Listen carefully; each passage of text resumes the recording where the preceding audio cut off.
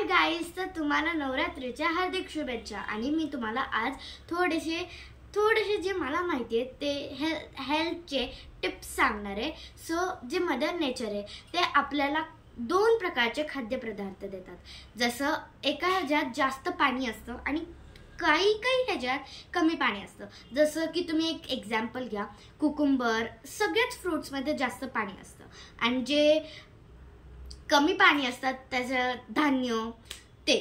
So ज्याच्यात जास्त पाणी असतं ते आपल्याला पचायला खूप चांगलं असतं आणि त्याच्या एनर्जी कमी लागते।